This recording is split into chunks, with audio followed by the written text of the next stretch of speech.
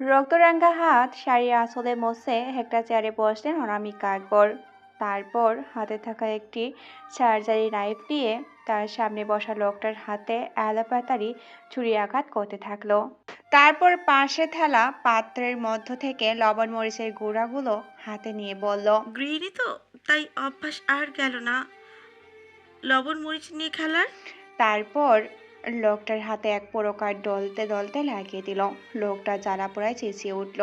এই ফাঁকে অনামিকা আকবর এক মুঠো লবণ মরিচের গুঁড়া এনে লোকটার চোখে মুখে ভরিয়ে দিলেন। লোকটার চোখ মুখ সাথে সাথে লাল হয়ে গেছে।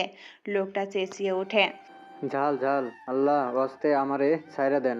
ও আল্লাহ, পানি পানি দেন, পানি আপা পানি দেন।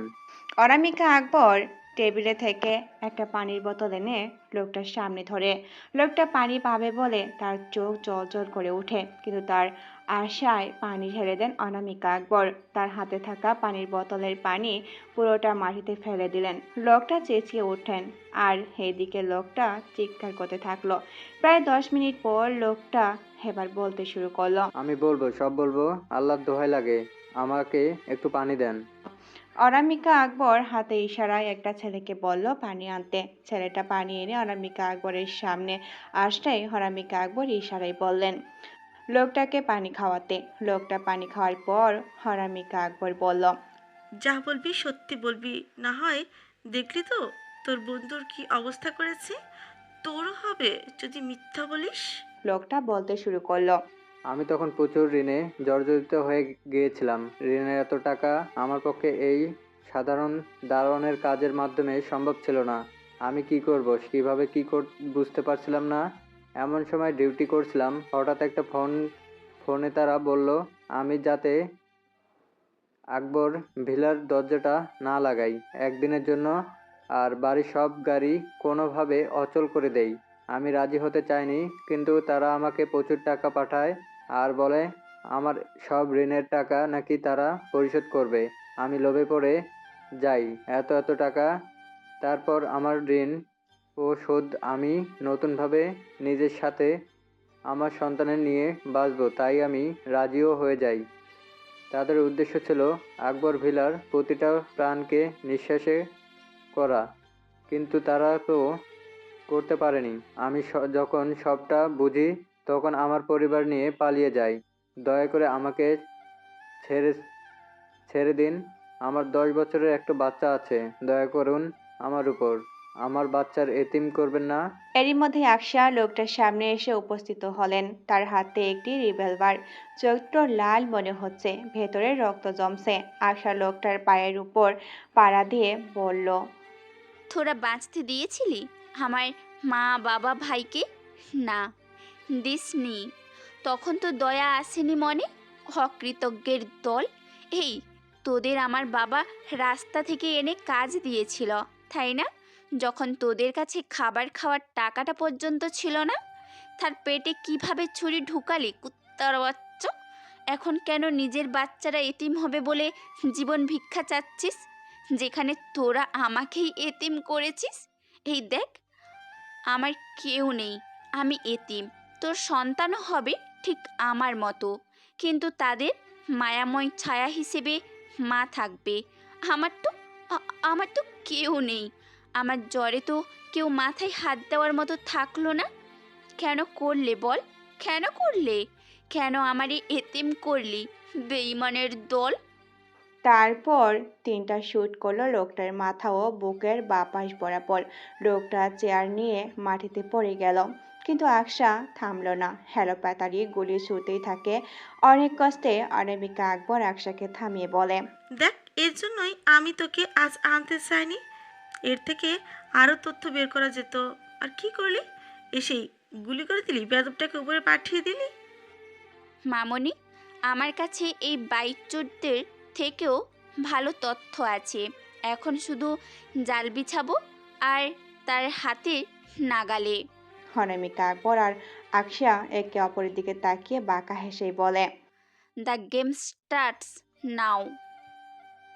সুরে সুরে গানে কবিতায় তোমাকে খোঁজে মন, তবু হায় তুমি দাও না ধরা। ও বারে বারে কথা থেমে যায়, আলো একা এ জীবন মনে হয় থাকি দিশে হারা।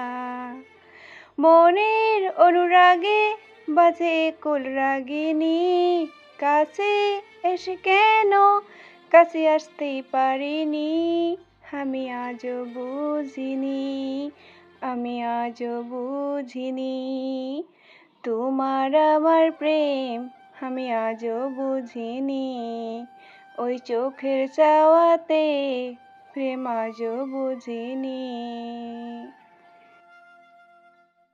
আবেশের রুম থেকে বের হতেই কানে গানের কিছু লাইন আসে, যা কারো বুকের গভীর থেকে বের হয়েছে। গানটা কানে আসতেই ওখানে দাঁড়িয়ে গানটা শুনছিল। হঠাৎ করে মনে হলো এত মনোমুগ্ধকর কণ্ঠ কার, তাই গানের উৎস খুঁজতে খুঁজতে আকশার ঘরের সামনে চলে আসে। মাথায় ঘুরপাক খাচ্ছে এই গান কে গাইছে, গানটাতে কে এমন কষ্ট ঠেলে দিয়েছে, তাই নিজেকে বোঝাতে না পেরে পরিশেষে আকশার দরজা দিয়ে উঁকি দিতে দেখে আকশা বিছনায় পাশের নিচে বসে, তার হাতে গিটার, চোখ মুখ দেখেই বোঝা যাচ্ছে কোনো কিছু নিয়ে সে বর্ধিত, বোঝা যাচ্ছে সে কিছু নিয়ে কষ্টে এই গান গাইছে। চোখ মুখে এক রাশ ক্লান্তি, কিন্তু এই ক্লান্তি কাজে করার নয়, বরং যেন বলে দিচ্ছে আমি আমার জীবনের উপর অনেক ক্লান্ত। হাবেশ একবার ভাবছে ভিতরে চাপে, আবার ভাবছেন না, আবার ভাববে যে সে সব সময় আসে এইভাবে, তাই মন মানতে পারছে না। তাই তার আবার ভাবলো গিয়ে দেখবে কাহিনী কি, কেন তার চোখ মুখ এমন। সে আশার শব্দে আকশাকে এমন দেখায়নি, কিন্তু শেষ পর্যন্ত নিজেকে সামলালো। ওর যাই হোক তাতে তোর কি, তুই ভাব তোর নীলাঞ্জনাকে নিয়ে। আশা মনে মনে ভাবে কিছু কথা আজও সময় তাকে বারবার বলছে, সব শেষে তুই কারণ না। আকশা মনে মনে ভাবে কিছু কথা আজও সময় তাকে বারবার বলছে, সব শেষে তুই কারো না, তোর কেউ না, কেউ তোর মন খারাপ দেখবে না, তোর চোখের পানি মুছে দেওয়ার কেউ নেই, তুই একা, এটাই সত্য, চরম সত্যি। নিজেকে সবার সব ভাবা একটি চরম কৌতূহল, তুই সবার কেউ না কেউ, এটা ভাবাটাও নিজের চেয়ে নিজেকে উপহাসের পাত্র করা, এর চেয়ে বেশি কিছু না। নিজেকে এই ওই দিয়ে পৌঁছে দেওয়ার যেন মাকসারা, যা আকশা করে না। চোখ লাল কিসে, পীড়িতের বিষে নাকি অন্তরের বিষে? আবেশের এমন নাটকীয় ভঙ্গিতে গান গাইতে দেখে সে সবার চোখের কেন্দ্রবিন্দু হয়ে ওঠে। আকশা সারাদিন পর মাত্র তার রুম থেকে বের হয়েছে, তার চোখ জোড়ার রক্তলাল। তা দেখে মূলত আবেশ একটু মজা করলো। আকশা আবেশের এমন নাটকীয় ভঙ্গিতে গান গাওয়ার পরও মুখ তুলে কিছু বলল না। কোনো কথা ছাড়াই খাবার টেবিলে গিয়ে নিজে চেয়ার টেনে বসলো। সকালে একটু অবাক হলেও কোনো কথা ছাড়াই খাবার টেবিলে গিয়ে বসে পড়ে, কারণ ইফতারের সময় আর বেশি নেই। সকলের সামনে খাবার সাজানো, যে যার মতো খাবার নিয়ে নিজের প্লেটে রাখলো। বাতাসের সাথে আজানের ধ্বনি আসতেই সকলে খেজুর মুখে পুরে নিল, কেউ বা শরবত। আমার একখান কথা আছে, আমি কইতাম আর তুমগো শুনতে হবে। মেহরুন্নেসার কথায় প্রেক্ষিতে সকলে সম্মতিত করলেন, মানে তারা রাজি মানতে মেহরুন্নেসার কথা। মেহরুন্নেসা বলতে শুরু করলেন, শোনো না জামাই আর আকসা, তুমগো বিয়ার মেলা বছর হইয়া গেছে, মাহার সাওরা পোলা কিছু দিতে পারো নাই, দিবাই বা কেমনে? থাকো তো আলাদা, এখন থেকে এক ঘরে এক বিছানায় থাকবা। আমিও দেখ মনে কেমনে ছাওয়া পোলা না হয়। এই বাড়িতে মেহরুন্নেসার সম্মান অনেক, তাকে সকলে মানে, তার কথা সম্মান করে। আকশার আবেশ এক ঘরে থাকার কথা শুনে বিষম খেলে ওঠে। আকশা কিছু বলতে চাপে, তার আগে আবেশ আকশাকে ইশারা চুপ থাকতে বলল, তারপর নিজে বলে উঠল সকলকে উদ্দেশ্য করে, আমাদের দুজনেরই কারোর কোনো সমস্যা নেই একসাথে থাকা নিয়ে। আমরাই বরং ভাবছিলাম এই বিষয় নিয়ে কথা বলবো। আবেশের এমন কথায় আকশার চোখ রাঙায়, কিন্তু তাতে কি, আবেশ তো বলে দিয়েছে। আবেশের এমন কথায় সকলে খুশি হয়, আদিল সাহেব তো খুশিতে চেঁচিয়ে ওঠে। এ তো আমার জীবনের চতুর্থ খুশির সংবাদ। আলী সাহেবের কথা শুনে রেজা বলে ওঠে। আর তিনটা খুশির সংবাদ কি ছিল? হাদিস সাহেব বুক ফুলিয়ে বলল, তা তো মস্ত বড় সিক্রেট। যদি বলি তোর বড় মা আমার গর্দান নিয়ে নিবে রে মা। আমি তো বাঁচতে চাই, আমারও তো বাচ্চা ও অধিকার আছে। অনামিকা আকবর চোখ রাঙালেন। সকালে একজোট হেসে উঠলেন। তাদের হাসির মধ্যে হামিনা বেগম বললেন। আমি তোমাদের কিছু বলতে চাই। সকালে মনোযোগী হলে তিনি আবার বলে উঠলেন। আমার তো অনেক বয়স হলো, কখন আছি কখন নেই, নিঃশ্বাসের তো আর বিশ্বাস নেই। তাই আমি তোমাকে কইতাছি, বিয়ে শাদি করতে এখন তো রাহিও বিয়ে কইরা চইলা যাইব। তোমরা হয়তো ভাবতে পারো আমি কেন এত বেকল হচ্ছি তোমাগো বিয়ে নিয়া। আমি আমার মরার আগে তোমাগো সকলে এক একটা সুন্দর সংসার করতে দেখা যাবো। আর এটাই আমার আর মেহেরুনের ইচ্ছে। একটু থেমে বলতে শুরু করলেন। আমাদের যেহেতু জীবনায়ু ফুরালো বলে, তাই আমি আর মেহরুন ঠিক করেছি আমরা আমাদের জীবনের শেষ সময়টা সকলে মিলায়া আনন্দের সাথে কাটাম। তাই আমরা সকলে কাল না কাল হবে না, আমি তোমাদের 2 দিন টাইম দিলাম, যে যার যা কাজ আছে শেষ করো। আমরা সকলে আমাগো গ্রামের বাড়ি যাবো। বাচ্চারা সকলে চেঁচিয়ে ওঠে ইয়াহু বলে। সকলের খাওয়া শেষ। যে যার মতো নামাজ পড়ে নিজের রুমে গল্প করছে। এই ফাঁকে আকশা চলে আসে আবেশের রুমে। এসে কর্ণর দিকে না তাকিয়ে সোজা আবেশের সামনে এসে বলল। আপনি? আর কিছু বলতে পারলো না। তার আগেই চোখ পড়ে আবেশের দিকে। উদাম দেহ, জিম করে বানানো কীর্তি মাংসপেশি তার শরীরে চিকচিক করছে। পানির করা মাত্রই গোসল সেরে আবেশ কোমরে তোয়াল পেঁচিয়েছে। আর এরই মধ্যে আকশের আগমন। আকশা আবেশের দেহের দিকে তাকালো, তারপর চোখ সরিয়ে নিয়ে একটি শুকনো ঢোক গেল। আকশার এমন চাহনি দিকে দেখে আবেশ নিজের 2 হাতের দ্বারা নিজের শরীর ঢাকার বৃথা চেষ্টা করে বলল। কি যে কাহিলো ভাই, এখন দেখি বেডিরও বেড়াগুলোর উপর খারাপ নজর দেয়। সর শয়তান, তুই আমার দিকে নজর দিয়া আমাকে অপবিত্র করে ফেলবি। সর সর সামনে থেকে। আকশা সরে আসে। আবেশও সেই সুযোগে পোশাক পরে নেয়, তারপর বলে। কেন আসছিস বল এবার। আকশার হঠাৎ করে মনে পড়ল টেবিলে হওয়া কাহিনী। সে তেড়ে আসে আবেশের কাছাকাছি। এসে আবেশের চুল ধরে টান দেয়। আরও কত কি দুজনের মধ্যে চিমটি চামটি, চুল টানাটানি ইত্যাদি হতে থাকে। কিছুটা সময় হওয়ার পর দুজনে খেয়াল করে দুজনে অনেকটাই কাছে চলে এসেছে। আকশা আবেশের এক প্রকার কলে বললেই চলে। মারামারি তালে কখন এসেছে জানি না। দুজনের বুক ধুকপুক করছে, যেন বের হয়ে আসবে বেয়াদব হৃৎপিণ্ডটা। হঠাৎ আবেশে আরও কাছে চলে আসে আকশা। এক প্রকার বলাই যায় চুম্বনের জন্য এগিয়ে আছে। আকশা নিজের মতো নেই না আবেশ।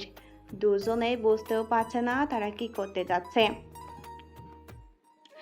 আবেশের হুঁশ আসতেই দেখতে পেল আকশা তার কোলের উপরে।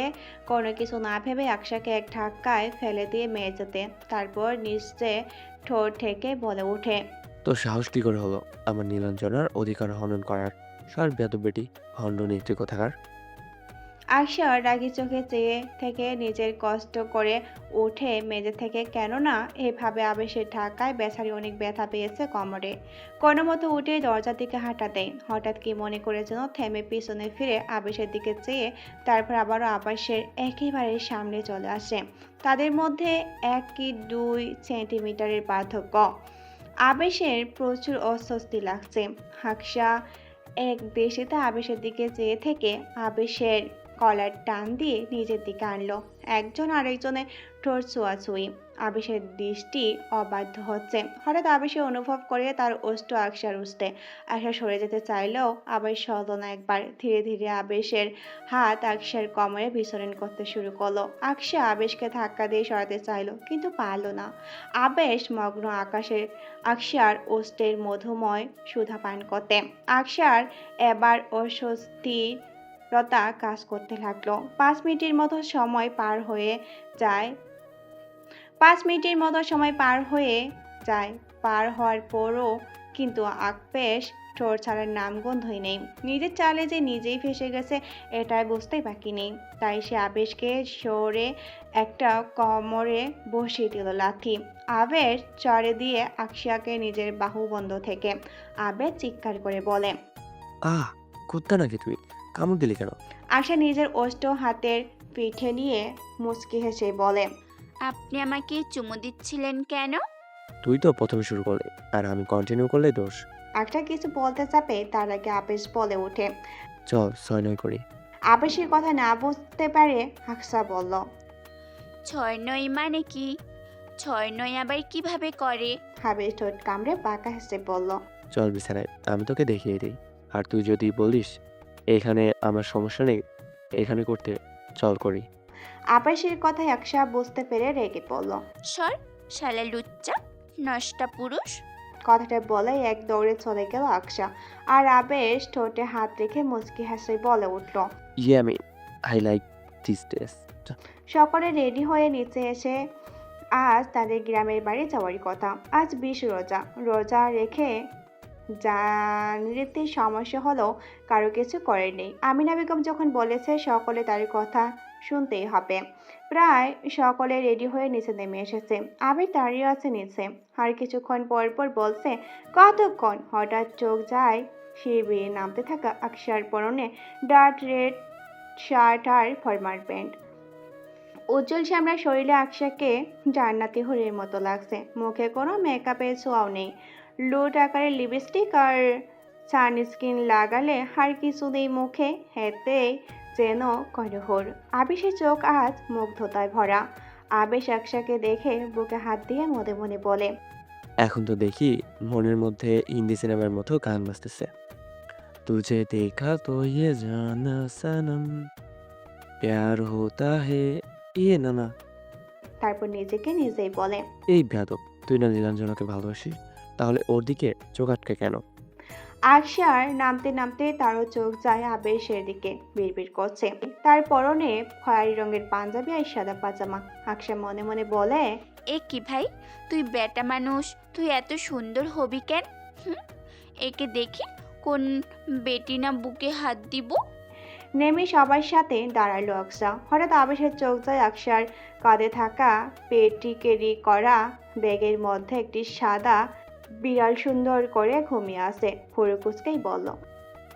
এই আকসা, তুই এই বিলাই পাইলি কই? আকসা রাগী চোখে বলে উঠল। ও বিলাই না, আমার বেবি মজু। আবেশেরও ফুরুকুচকে আসে। সে বলে, বাচ্চা, তুই যে একটা গরু ছাগল, তার পরিচয় দিলি। কি নাম দিছস এই মোজে?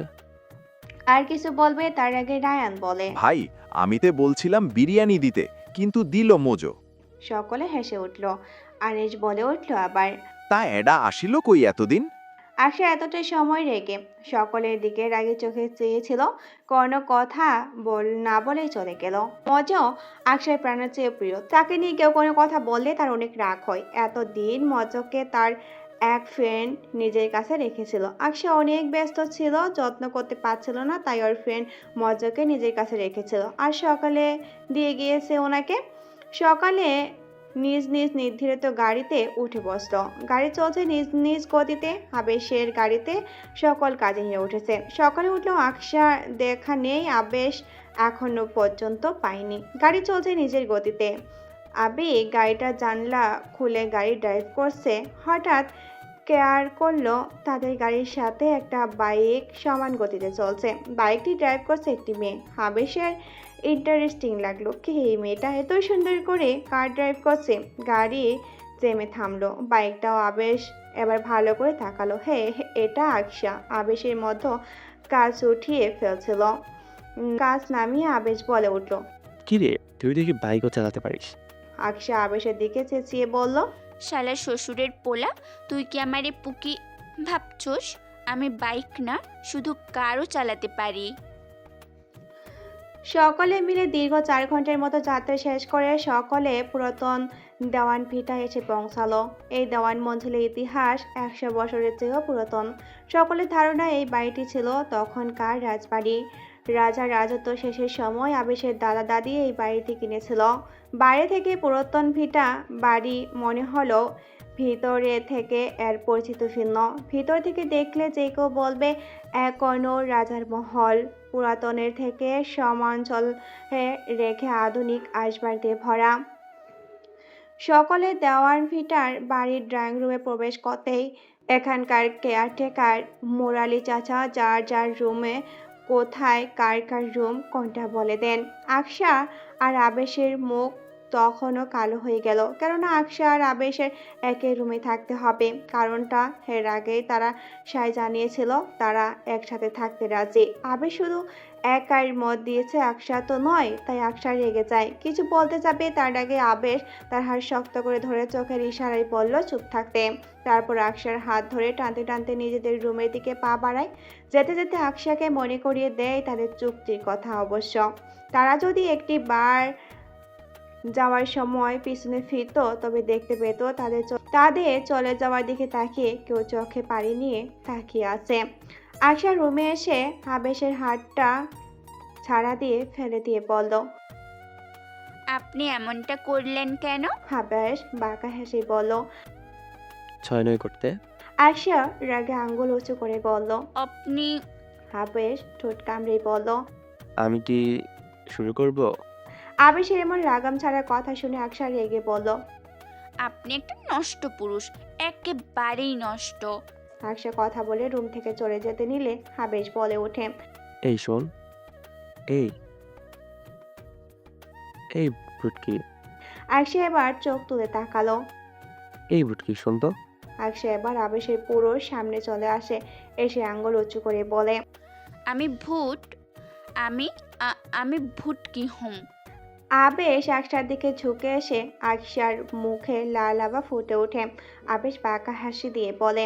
তোরে হেমনে দেখলে আমার আরো মন চায় 6-9 করতে। আজকে আমি তুই একই রুমে, একই বেডে।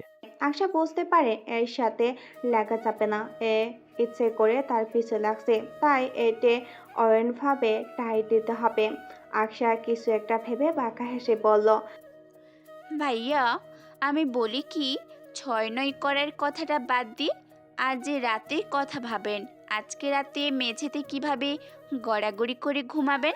আমি অবাক হয়ে যাই, এই মেয়ে কি তাকে রাতে মেঝেতে শোয়াবে নাকি? তাদের এইসব খুনসুটির মাঝে কেউ একজন চোখে জল নিয়ে দেখছে। এক ফোঁটা জল গড়িয়ে পড়ল, আর না পেয়ে দরজার পাশ থেকে দৌড়ে নিজের রুমের দিকে রায়লা চলে যায়। চোখের জল মুছতে মুছতে নিজের রুমে চলে গিয়ে রায়লা বিছানায় পড়ে ফুপিয়ে ফুপিয়ে কাঁদতে থাকে। কিছু সময় পর বিড়বিড় করে বলে। কেন আমাকে ভালোবাসলেন না আবেশ ভাই?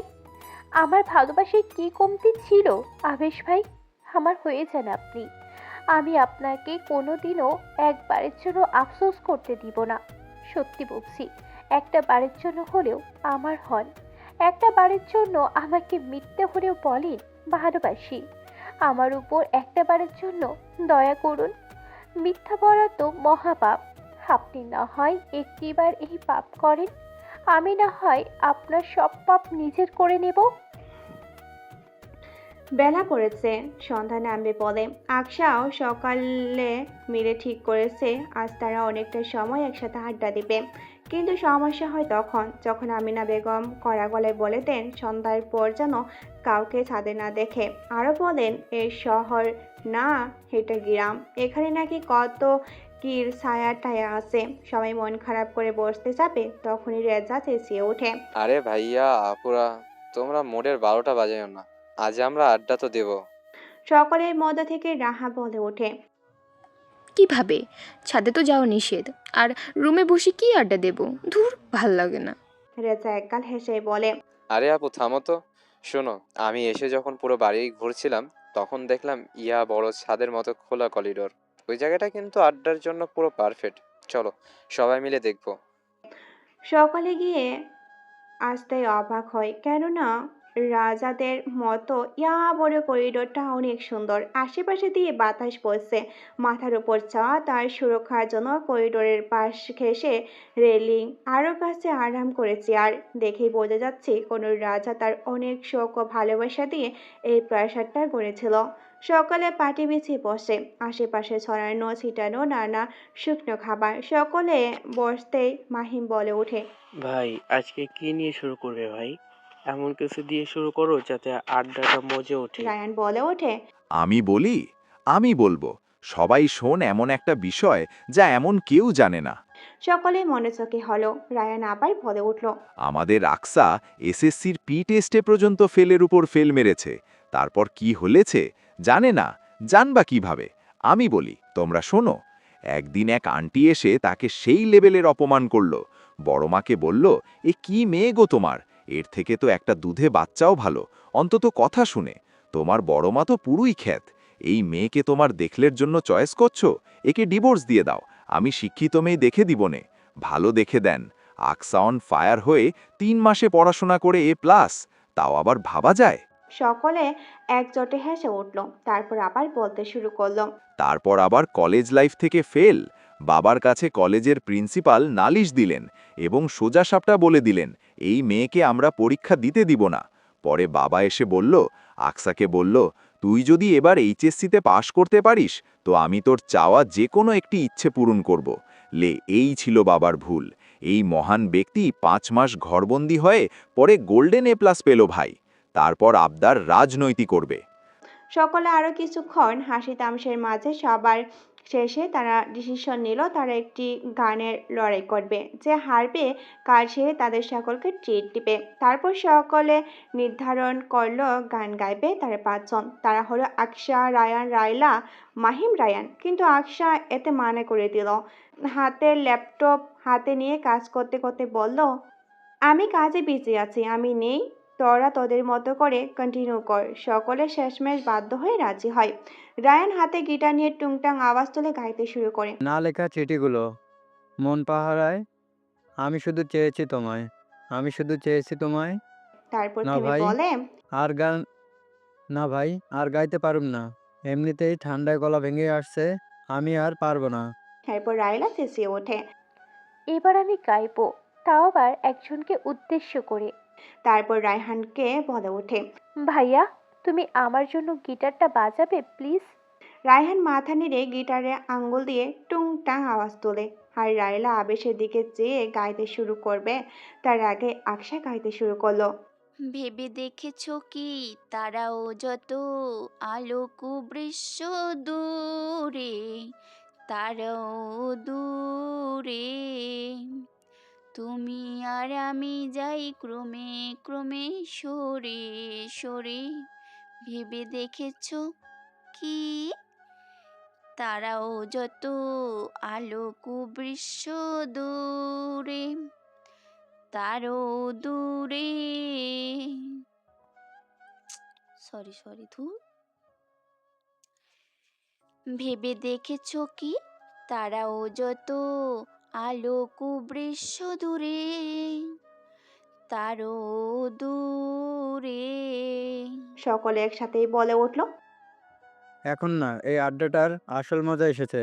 আবেশ অবাক চোখে চেয়ে মনে মনে ভিড় করে। এই মেয়ে আমাকে আর কতটা অবাক করবে? আকসা, বিশ্বাস কর, আমার জীবনে যদি নীলাঞ্জনা না থাকতো, আমি নিশ্চিত আমি তোর প্রেমে পড়তাম। এরপর মাহিম গান গাইতে শুরু করলো।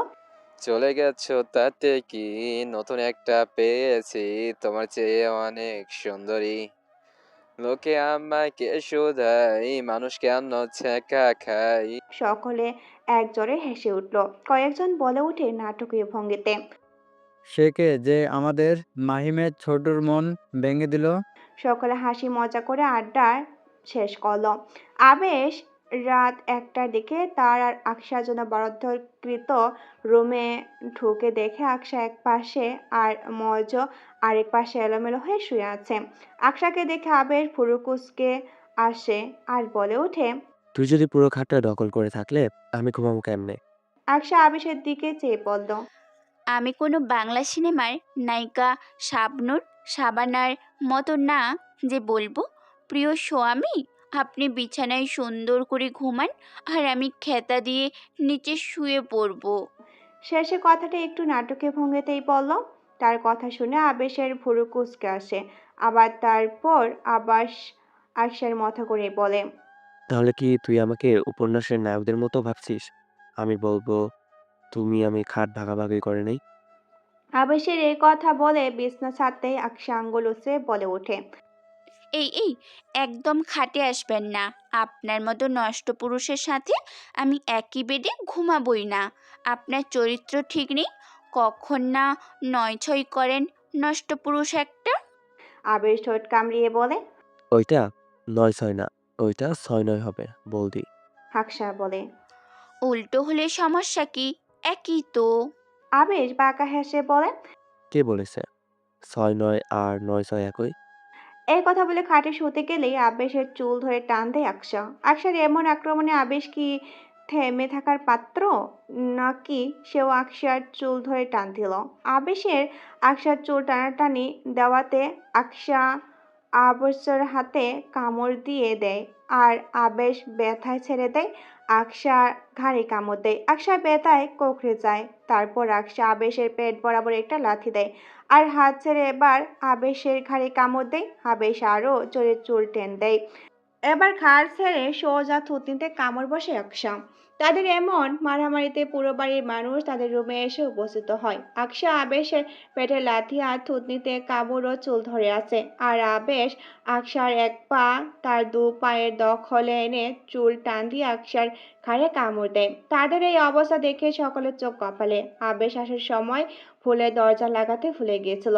আবেশের কথা ভেবে নিজেকে হাজারটা গালিগালাজ দিল আকশা, কিন্তু প্রকাশ্যে না, মনে মনে বলে। সকলে চিল্লাচিল্লিতে উৎস খুঁজতে এসে দেখে আকশা আর আবেশ একে অপর মিলে মারপিট করছে। তা দেখে সকলের চোখ বেরিয়ে আসার উপক্রম হলো। মেহরুন্নেসা বলল, তোমরা দুজনে এখন সোহাগ করার কথা না, তোমাগন তা না করে করো মারপিট। মেহরুন্নেসার কথা শুনে আকশা আবেশকে ও আকশাকে ছেড়ে দিয়ে মুখে মিথ্যা হাসি আনে। এরপর আমিনা বেগম বলে উঠলেন, তোমাদের এসবের মানে কি? বুঝলাম তোমরা স্বামী স্ত্রী, যদি তোমাদের ঝামেলাই হয় তবে এই রাত দুটোয় কেন আর করলে, বা কেন পুরো বাড়ি মাথায় তুলবে? হামিনা বেগমের কথা শেষ হতে না হতেই রাইলার মা রুবিনা বেগম চেঁচিয়ে উঠলেন, আমি বলছিলাম ওদের দ্বারা সংসার হবে না, তার চেয়ে ভালো ওদের ডিভোর্স। তার কথা শেষ করার আগে আমিনা বেগমের বজ্রকণ্ঠে সকলে কেঁপে উঠল। আমি সকলকে এইবারই, শুধু পরের বার আর বলবো না। আমার থাকা পর্যন্ত এই বাড়িতে কেউ সম্পর্ক ছিন্ন করতে পারবে না, আর এটাই আমার শেষ কথা। আর তোমাদের বলছি, আকাশ, আবেশ, তোমরা তোমাদের বৈবাহিক সম্পর্ক নিজেদের মধ্যে ঠিক করে নাও। এখন সকলে নিজ নিজ রুমে যাও, জলদি। সকলে চলে গেল। এবার আর আকশা আর আবেশ একে অপরের দিকে আঙ্গুল তুলে কিছু বলতে চাপে, তার আগে আমিনা বেগমের হুঙ্কার আসলো। আকশা কথা দিয়ে মুখ লুটিয়ে টান টান হয়ে শুয়ে পড়ল। আবেশ দরজা লাগিয়ে এসে যত পারে আকশার থেকে সরে শুয়ে পড়ে। সকালে স্নিগ্ধ আলো জানলার কাছে প্রতিফলিত হয়ে আকশার লোকমুখে এসে পড়ে। আকশা নড়ে চড়ে ওঠে। হঠাৎ আকশা খেয়াল করে সে নিজেকে এক চুলও নড়াতে পারছে না। হঠাৎ আকশার মাথায় আসে সে কি প্যারালাইজ হয়ে গেল নাকি। আবারও চেষ্টা করলো কিন্তু পারল না। এবার ভাবলো সে তো কত শুনেছে মানুষের নাকি ঘুমের ঘরে বোবাই ধরে, তবে কি তার কেউ বোবা ধরলো? তার অবশ্য কোনোদিন এমন হয়নি। তার ভাবনার মধ্যে মনে হলো তাকে কেউ সাপের মতো পেঁচিয়ে ধরেছে, অনেকটাই শক্ত এবং বন্ধনে। এবার হঠাৎ আবার খেয়াল করলো তার ঘাড়ের নিঃশ্বাস আছড়ে পড়ছে, আবার কারোর নাক, আবার কখনো ঠোঁট স্পর্শ করছে। আকাশ আকশার ভাবনায় পড়ে গেল তার রুমে কেই বা আসবে এত সকালে।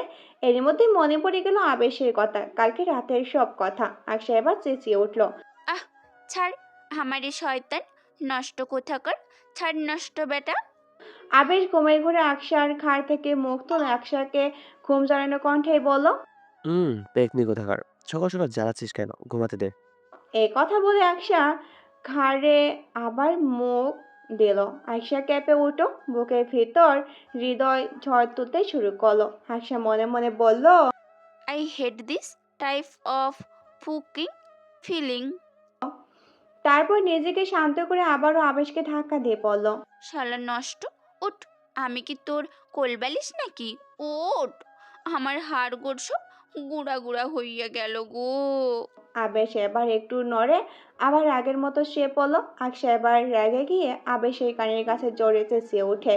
আবেশ ধরপড়িয়ে উঠে বলে, বাসায় কি ডাকাত পড়েছে নাকি? গরুর মতো চিল্লাই কেন? পেতনি কোথাকার, আমার এত স্বাদের ঘুমটা। ডাকাত পড়লেও তো ভালো হতো। আপনি আমাকে গরু বলেন, আসল গরু তো আপনি, যে কিনা আমাকে গরুর মতো জড়াই ধরে মাইরা ফেলতে চাইছিলেন। এখন বলে আপনি আমারই জড়াই ধরার সাহস পাইলেন কেমনে? হুম হুম। আবেশ কৌতূহল হয়ে বলল। তো কি হয়েছে আমি ধরলে? লিগেলি তো আমি তো তোর হাজবেন্ড। আকশা রাগী চোখে চেয়ে থেকে কিছুক্ষণ, তারপর বলে। You are my ফুকিং husband. আবেশ অবাক হয়ে নিজেকে সামনে নিয়ে বলল, জীবনে কি কেউ আজ পর্যন্ত এত বড় অপমান করেছিল? তাও এত ছোট্ট একটা তুচ্ছ ব্যাপার। সে কি একলাই ওকে জড়িয়ে ধরেছে, নাকি ও ধরেছে? আবেশ এক রাশ বিরক্ত নিয়ে বলল। তুই কি আমাকে অপমান করলি নাকি? আকশা বাথরুমের দরজা লাগাতে লাগাতে বলল। অপমান করিনি, বরং করে ফেলেছি অলরেডি। আবেশ অবাক চোখে চেয়ে আছে দরজার পেছনে থেকে। আকশা চিকনি চামেলি হানি উড়া ধরে নাচছে। সে মাত্রই বাজার থেকে এসেছে। এখানে এসে তাকে আজ সকালে প্রথমবারের মতো বাজারে পাঠিয়েছে। বাংলাদেশে থাকার সময়টা বাবার সাথে মাঝে মধ্যে বাজারে যাওয়া হতো, কিন্তু ইউকেতে থাকার সময়টা সবসময় কাজের নানা আলসেমির কারণে বাজারে যাওয়াই হতো না। ফোন থেকে অনলাইনে যা চাই তাই কিনা যেত, তাই আর যাওয়া লাগেনি। কিন্তু আজ তার মা তাকে জোর করেই পাঠিয়েছে বাজারে বাবা চাচার সাথে। কিন্তু বাজার থেকে এসে দেখে পুরো বাড়ি মাথায় তুলছে আকশা ও তার সঙ্গপাঙ্গ। বক্স গান বাজিয়ে উড়াধুরা নাচছে। এর মধ্যে রায়ানকে প্যাকেট মিষ্টি নিয়ে রুমে আসার পথে আবেশকে দাঁড়িয়ে থাকতে দেখে ভাইরে মুখে মিষ্টি ঢুকিয়ে দিয়ে বলল। ভাইয়া, ওখানে দাঁড়িয়ে না থেকে ভিতরে এসো। কিন্তু আবেশ তার কথা উত্তরে কিছু না দিয়ে চোখে ইশারা জানতে চাইলো কাহিনী কি। আকসার বিরুদ্ধে যে শালায় মামলা করছিল হেতির লিঙ্গ আংরাইলা কি হেতির লিঙ্গ আংরাইল হইছে।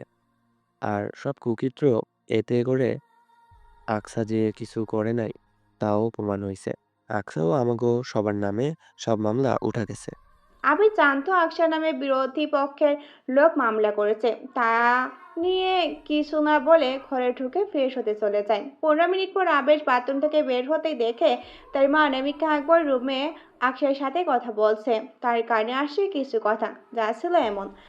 মামুনি, সমুদ্রের ব্যাটারে দিছি ভইরা, ও আর আমাগো রাস্তায় আইব না।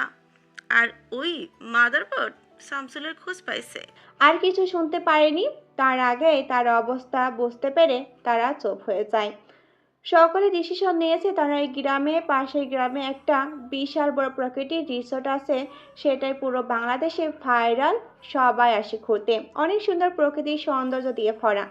তাই তারা দুটো গাড়ি বের করেছে সবার জন্য। এখন সমস্যা হলো গাড়ি কে চালাবে। আকশা আগেই বলেছে নো টাকটুক। 4 জন এক গাড়িতে, আর যা চালাবে আকশা, আর একটাকে চালাবে আবেশ। তো এমনিতেই রাজি ছিল না, আর রায়হানের শরীরও তেমন ভালো না, তাই সকলে তাকে রাজি করাতে লাগলো। শেষে সবার এত এত বলায় আবেশও রাজি হতে হলো। আবেশ গাড়িতে উঠতেই আকশা ধোঁয়া উড়িয়ে গাড়ি ছাড়লো। আবেশ অবাক নয়নে চেয়ে রইলো আর বিড়বিড় করলো, আর কত কি দেখাবি, আমি তো ততে পুরো আটকে যাচ্ছে রে আকশা। আকশা গাড়ি কিছু দূর যেতেই গাড়িতে গান বাজিয়ে দিয়ে আকশা গেয়ে উঠল। मेरा नाम ले पिया मैं तेरी रुबाई तेरे ही तो पीछे पीछे बरसात आई हाथ थाम ले पिया करते हैं वादा आज से तो आरज़ू तू ही है इरादा। সারাদিন ধরে রিসর্টে এই রাইড ওই রাইড এনজয় করলো সকলে। সুইমিং পুলের থেকে উঠে যে যার মতো কাপড় পাল্টাতে চলে যায়। আকশার আগে কাপড় পাল্টানো হলে সে আশেপাশে দিয়ে ঘুরতে থাকে। কিছু সময় পর তার পাশে রাহি, আবিরা, মারিয়া তাদের কাপড় পাল্টানো শেষ করে চলে আসে। তারা সকলে গল্প করছে। সকলে বলে ফুল হবে। আকশা নিজের ফোনে কথা বলছে, আর আবিরা, রাহা ও মারিয়া নিজেদের মতো গল্প করছে। হঠাৎ তাদের পথ আটকে দাঁড়ায় কিছু বদমাইশ ছেলে। আকশা ফোনে কথা বলতে বলতে অনেকটাই সামনে চলে আসে। ছেলেদের মধ্যে একটি ছেলে আবিরাকে উদ্দেশ্য করেই বলে, শালি দেহি জব্বার মাল। আহ, এক রাতের লেগে পাইলে জীবন ধন্য। আবিরা রাগী চোখে চেয়ে কিছু বলতে যাবে তার আগে আরেকটা ছেলে মারিয়ার হাত ধরে টানতে লাগে। রাহা তা দেখে জুতা খুলে মারিয়াকে ধরা ছেলেটাকে একটা বাড়ি মেরে দিল। এটাই যেন হয়ে ওঠে তার সবচেয়ে বড় ভুল। ছেলেটা এবার মারিয়াকে ছেড়ে রাহির হাত ধরে টেনে নিজের কাছে টেনে আনে। আবিরাও তার জুতা খুলে মারতে নিবে তার আগে আরেকটা ছেলে এসে আবিরা চুলের মুঠি ধরে টান মারে। আবিরা ব্যথায় কুঁকড়ে ওঠে। ছেলেদের হাতে জোর বরাবরই থাকে। আবিরা না পেরে চেঁচিয়ে ওঠে, আকসা! আকসা তার প্রিয়ে শ্রাবন্তীর সাথে কথা বলছিল। পিছন থেকে আবিরা চিৎকার শুনে পিছনে ঘুরে এই অবস্থা দেখে সে তার প্রিয়কে পরে কথা বলবে বলে কল কেটে দেয়। ফোনটা জিন্সের পকেটে রেখে আবিরার দিকে পা বাড়ায়। তারা আস্তে আস্তে রাহাকে ধরে। রাহা ধরে রাখা ছেলেটি এবার রাহার ওড়না ধরে টান দেয়। রাহার চোখে পানি চলে আসে। আকসা ওদের সামনে আসতেই একজন ছেলে আর একজন ছেলেকে বলল, দেখ বন্ধু, এই মালটা তো আরো অস্থির। তারপর রাহাকে ধরে রাখা ছেলেটির উদ্দেশ্য করেই বলল, বন্ধু, এটারে যেভাবেই হোক একবার হলো বেটে চাই। বন্ধু, আজ দেখিয়ে দে তুই কে আর কি কি আঁকতে পারোস। আকসা এসে রাহাকে ধরে রাখা ছেলেটির নাক বরাবর একটা ঘুষি মেরে ছেলেটির থেকে রাহা ছাড়া পেয়ে যায়। এখানে ছেলেটির হাতে রাহার ওড়না। ছেলেটি আবার আসে তেড়ে হাত বাড়িয়ে দেয় আকসার শার্টের কলার ধরে, কিন্তু তার আর ধরা হয় না। তার আগেই আকসা হাত ধরে ছেলেটাকে এক প্রকার আছাড় মারে। ছেলেটা মাটিতে পড়ে হাঁটু চেপে পড়ে রয়। আবিরাকে ধরে ছেলেটি এগিয়ে আসতে আকসা বুকের বাম পাশে হাড়ে আঘাত করে ছেলেটা মাটিতে পড়ে যায়। শ্বাসকষ্টের সমস্যা দেখা যায়। মাটিতে গড়াগড়ি করে শ্বাস নিতে চেষ্টা করছে বুকে হাত দিয়ে। এবার তাদের পাশে থাকা দুজন একসাথে আকসার দিকে তেড়ে আসে। আকসা দুটোকে দুই কোণে দিয়ে আঘাত করে। তারপর আকসা একটাকে মুখ বরাবর ঘুষি মারে। ছেলেটি মাটিতে পড়ে যায়। তার পাশে থাকা ছেলেটি হ্যাগোতেই তার পুরুষ সঙ্গে আঘাত করে। সবাই এখন মাটিতে গড়াগড়ি করছে। আকাশ এগিয়ে এসে মারিয়ার হ্যান্ডব্যাগ থেকে লিপস্টিকটা বের করে। তারপর আকসা মাটিতে গড়াগড়ি করা ছেলেদের দিকে ঝুঁকে পড়ে রাহাকে ধরা ছেলেটির হাত থেকে ওড়না দিয়ে ছেলেটাকে পরিয়ে দিয়ে তারপর সবটাকে লিপস্টিক পরিয়ে দেয় আর তারপর বলে, উপস, সোনা, তোমাকে তো মাখন লাগছে। টালি দেওয়াও লাগবে না, এমনিই টেকা পাইবা। যাই হোক শোন, মাইয়া ওড়না টানলে দেখো গায়ে কোনো কলঙ্কের কালি লাগে না। ওড়না মেয়েদের সম্মান। যাই হোক বাদ দে, তুই এমনিই কুকুরের বাচ্চা, তুই তা বুঝবি না। রাহাকে ধরা ছেলেটি বলে ওঠে, তুই কার গায়ে হাত দিয়েছস তুই নিজেও জানোস না। আমি তোরে কি করবো তুই ভাবতেও পারবি না। মা গে বেশ্যা কোথাকার। আকসা একটু বাঁকা হেসে বলে, নিজের মায়ের পদবি আমাকে দিস না। আমি আবার আমার জিনিস ছাড়া কারোর জিনিসে ইন্টারেস্ট না। সেটা যাই হোক। আকসা একটু থেমে বলে, যাই হোক, বল তুই কোন কুত্তা নাজায়েজ অলাত? ছেলেটা এতে যেন আরো রেগে গেল। ছেলেটা চেঁচিয়ে উঠল, শুয়োরের বাচ্চা, তুই আরেকবার যদি আমারে বা আমার বাপরে নিয়ে কথা কইস তাহলে তোর মুখে ভজা দেবো খাঙ্কি মগি। আকসার বাঁকা হাসি দিয়ে বলল, আমি আগেও বলেছি আমি পরের কোনো জিনিসের প্রতি আমার কোনো ইন্টারেস্ট নাই। যাই হোক, আমার প্রশ্নের উত্তর দে। আমার বাবা মন্ত্রী আনসুর জামিন আমার তরে খাটছে, তাই আমি তোরে লাস্ট একটা সুযোগ দিতেছি। আমি আবারও বলছি, তুই যদি আমার পায়ে পড়ে মাপ চাস তাহলে আমি তোরে অন্তত বাঁচাই রাখবো। কিন্তু আমার আর আমার সব কয়টা বন্ধু গো, তোর আর তোর বোনদের এক রাত দেওয়া লাগবো। আমি কিন্তু তোরে ছাড়মু না, টেকাও পাবি। আবেশ এরই মধ্যে তাদের পাশে এসে দাঁড়ায়। সে আকসার মারপিট শুরু থেকে দেখেছে। আবেশ রাহার ওড়না ধরে টান দেওয়ার সময় আসতে চেয়েছিল, কিন্তু আকসাকে দেখে সে থেমে যায়। আকসা শুধু হাসল, তারপর ফোন বের করে কি যেন SMS করলো। আবেশও ফোন বের করে কি যেন SMS করলো। কিছুক্ষণের মধ্যে ছেলেটির ফোনে একের পর এক ফোন আসে। ছেলেটা বারবার কাটার পর কোনো সমাধান না হলে ফোন ধরতেই ফোনের ওপাশ থেকে কেউ একজন চেঁচিয়ে ওঠে, কুত্তার বাচ্চা, তুই যেইখানে আছোস তাড়াতাড়ি বাড়ি আস। যদি তোকে ইতালি পাঠানো ডানা হইয়া গেছে না তোর, আমি তোর ডানা কেমনে ছাড়তে হয় তা আমি ভালো করেই জানি। আব্বু কি? কল কেটে যায়। ছেলেটি উঠে আকশাকে আঙ্গুল উঁচু করে বলে। তোকে আমি দেখে নিব শালি। আকশা হেসেই বলে। আমি অপেক্ষায় থাকবো। আনিসুজ্জামান তার ছেলেকে দেখে ঠাটিয়ে একটা থাপড় মেরে বলে। 1 ঘন্টার মধ্যে তুই বাংলাদেশে ছাড়বি। যা, রেডি হ, হেলিকপ্টার প্রস্তুত করা হয়েছে। জাহিদ অবাক হয়ে যায়। আমাকে এত তাড়াতাড়ি কেন বাংলাদেশ ছাড়াতে চাচ্ছ? কি হয়েছে? আনিসুজ্জামান রেগে চেঁচিয়ে বলে উঠল। কি হয়েছে হ্যাঁ? শু বাচ্চা, তুই কার লগে বাজারছোস? তোর লিগা আমার কার কার পায়ে ধরতে হয়েছে ধারণা আছে? তোর লগে লগে আমারও নাম চিহ্ন শেষ করে দিব। ওরা জলদি যা, আমি তোরে পড়ে সব কমুনে, এখন আগে পালানোর লাগবে। জাহিদ অবাক হয়ে বলল। আমি তো এমন কারো লগে লাগি নাই। আর যার সাথে ঝামেলা হয়েছিল ও তো একটা সাধারণ মেয়ে মানুষ। ওই মায়া কোনো সাধারণ মেয়ে মানুষ না, ও একজন সাইকো। আর এখন শুনলাম ওর জামাই নাকি এডি। একজন সাইকো আর একজন মাফিয়া। সোজা কথায় সন্ত্রাস তগলগে লাগাইছোস আর কস সাধারণ মানুষ। জাহিদ বুঝতে পারে সে সোজা কারোর সাথে পাঙ্গা নেই।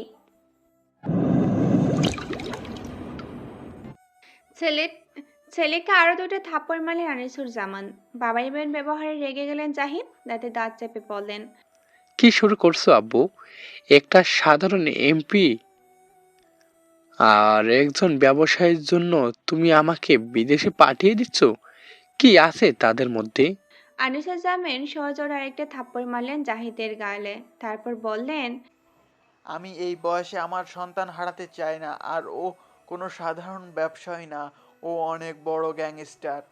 ও যে কি কি তাণ্ডব চালিয়েছে তে পারে তা চোখে না দেখলে বিশ্বাস হবে না। ওকে সবাই ইউকেতে জম হিসেবে চীনে এক নামে এডি। হ্যাঁ, এডি মানে মৃত্যু। আর তুই কিনা সেই এডির ওয়াইফের দিকে চোখ দিয়েছোস। জাহিদ অবাক হলে বটে। তারপরে বলল। ও গ্যাংস্টার মাফিয়া যাই হোক, তা ইউকেতে, আর ওর বউ সাইকো বা যাই হোক, কিন্তু তুমি তো মন্ত্রী। আনিসুজ্জামান ঠাট্টা করার মতো করে বলল।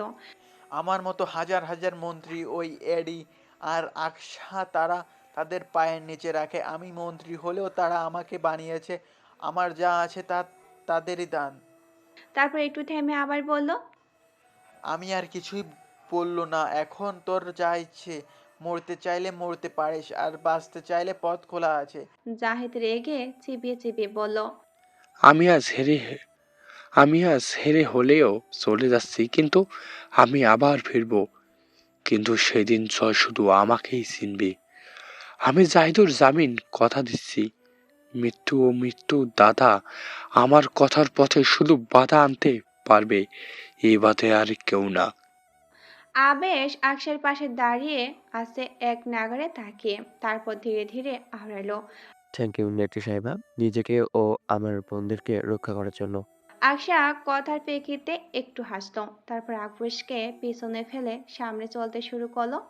আবেশ বুকে হাত দিয়ে বিড়বিড় করে বলল। বিশ্বাস কর, নীল যদি আমার জীবনে না থাকতো তাহলে তুইও আমাকে তোর হওয়া থেকে আটকাতে পারতি না। আই এম জাস্ট ইমপ্রেসড নেত্রী সাহেবা, জাস্ট ইমপ্রেসড। এরই মধ্যে রায়হান আবেশের কাঁধে হাত রাখে। আবেশ হালকা আটকে উঠল। কেউ তার কথা শুনে ফেলল না তো? রায়হান একগাল হেসেই বলল। আমার বোনের প্রেমে পড়ে যাস না কেমন? ও তোর থেকে ভালো কাউকে ডিজার্ভ করে। আবেশ রায়হানের কথায় রেগে গেল। দাঁতে দাঁত চেপে পড়ল। আমার মধ্যে কি কমতে আছে? আবেশ হয়তো জেলাস হয়েছে। রায়হান হাসলো, উত্তর করল না। সে জানে আবেশের মনেও আকশার মনে কিছুটা হলো ভালোবাসা আছে। কিছু এরা কেউ হয় বোঝে না, হয়তো বোঝেও না বোঝার ভান করে। দুইজনই ছায়ার পেছনে ছুটছে। কর্ণ এক জলমে কাকে দেখেছে তাকে তাদের চাই। তাদের দুজনেরই নাল নীল বাতিকে চাই। কি আছে সেই নাল আর নীলে? তাদের থেকে আরও হাজার গুণ বেশি আছে তাদের দুজনের মধ্যে। রাহা কান্না করছে। রাহা অনেক নরম মনের মানুষ, বিকেলে ঘটে যাওয়া ঘটনা নিয়ে এখনো কান্না করছে। তাই তারা সকলে বাড়ি যাওয়ার জন্য রিসোর্ট থেকে বেরিয়ে আসে। ওকে সকলে অনেকেই বুঝেছে, কিন্তু কিছুই হয়নি। তাই ওকে আকসাদের গাড়িতে নেওয়া হয়েছে। গাড়িতে বসেও কান্না করছে কতক্ষণ ধরে। আকসা গাড়িটা পার্ক করলো রাস্তার পাশে। রিসোর্ট থেকে আস্তে আস্তে সন্ধ্যা হয়ে গেছে। আকসা গাড়ি থেকে নামলো। তার দেখা দেখি সকলে নামলো। আকসার সামনে নদীর দিকে তাকিয়ে।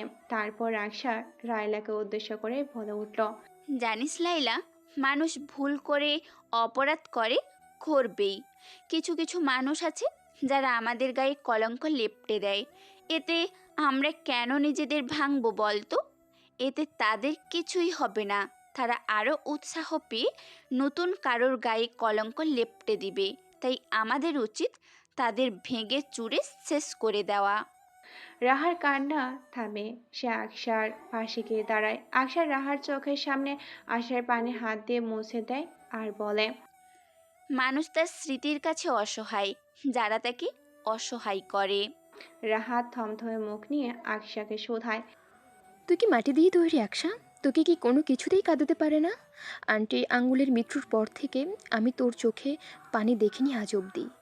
আকসা একটু হাসলো, হয়তো বোঝা গেল না।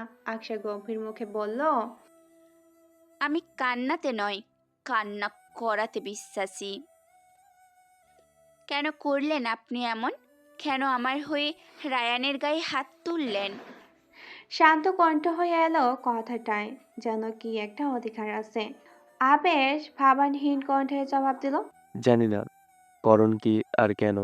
আকসা কিছুটা রেগে গেল, তাতে দাঁত পিষে বলল, কোন অধিকারে রায়ানকে আপনি মারলেন আমার হয়ে?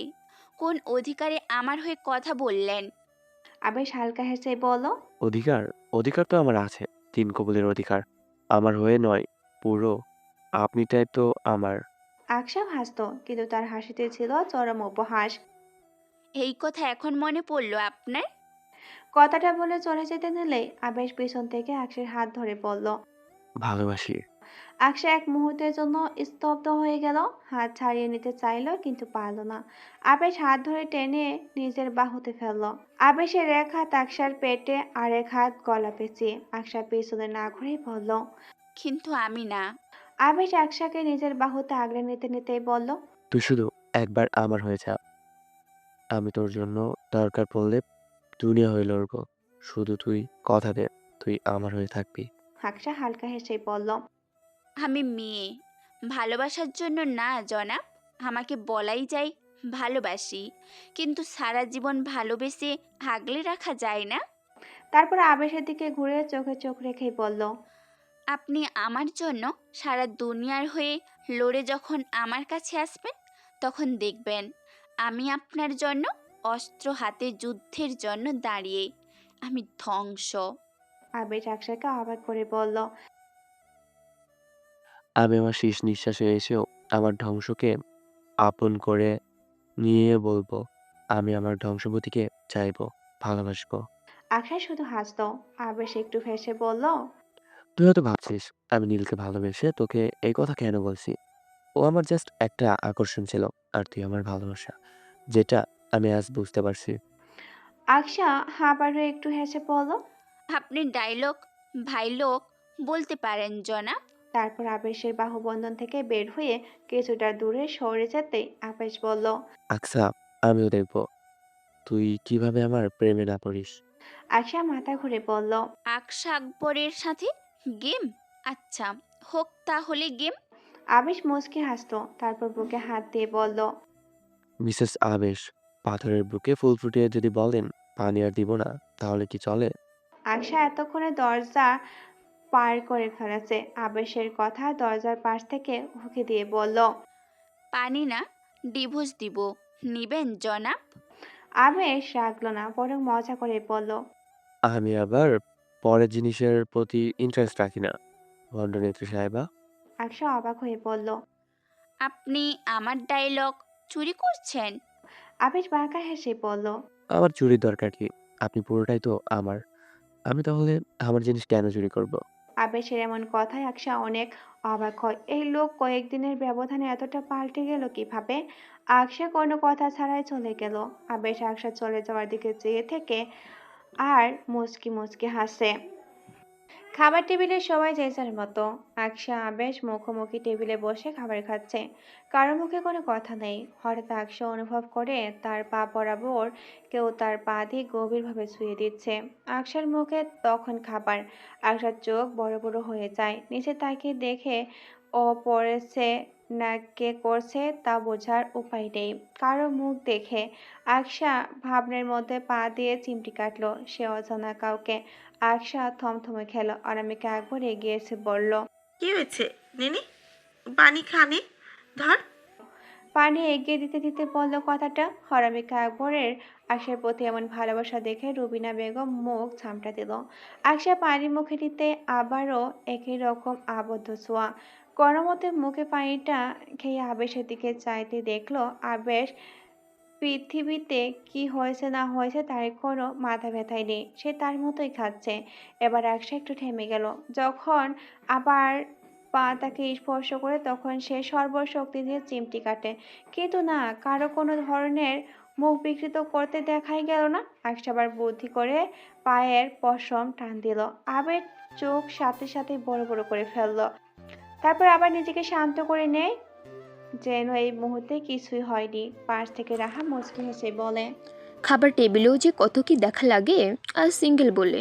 সাথে সাথে আবিরা জবাব করলো, মোটেও না, সিঙ্গেল তো আমি, আপনার জন্য তো জীবন দুলাভাই আছে। রাহা লজ্জা পেয়ে বলল, তোরাও না, যা খালি লজ্জা দিস।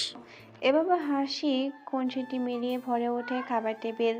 খাবার শেষে আবেগ ঘরে যেতেই আকশা তাতে দু হাতের বন্ধন দিয়ে আটকে ফেলে। কিছু বলবে তার আগে আবেশ বলে ওঠে, কিছু মিছু করতে চাস নাকি? এইভাবে ধরছিস কেন? আমার কিন্তু মুড আইসা পড়বো। তারপর কিন্তু 2 দিন ফুল বেড রেস্ট। আকশা বাঁকা হেসে বলল, মাত্র 2 দিন? ছেছে, আপনার মেশিনে সমস্যা আছে? আবেশও বাঁকা হেসে বলল, আমি তো তোর উপর দয়া করছিলাম, কিন্তু তুই তো দয়া ডিজার্ভ করিস না। আর মেশিনে সমস্যা আছে কিনা চল বেডে গিয়ে চেক করি। 6-9 করতে করতে কি বলিস তুই? আকশা একবার আবেশের দিকে চেয়ে আবেশের কাছ থেকে সরে আসতে চায়, কিন্তু পারল না। আবেশ আকশার কোমর পেঁচিয়ে ধরতে ধরতেই বলল, মুড উঠায়া এভাবে চলে যায় না জান। আবেশ আকশার ঘাড়ে মুখ দিতে আকশা কেঁপে ওঠে। আবেশের বন্ধন থেকে বের হতে নাড়াচাড়া করতে শুরু করে।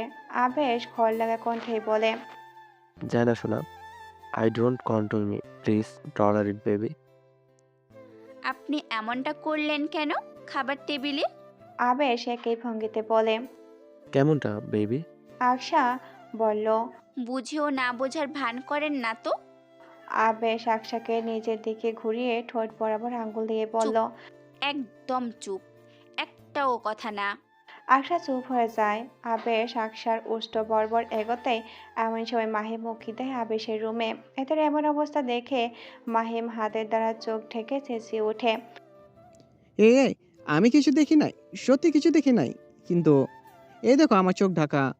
আকশা আবেশের দিক থেকে সরে আসে। আবেশ রেগে যায়, মাহিমকে উদ্দেশ্য করে বলে, শালা সব কটা বেয়াদব। আমি বুঝতে পারি না তোকে বংশে কি কেউ ঘসিডি বংশের থেকে আসছস।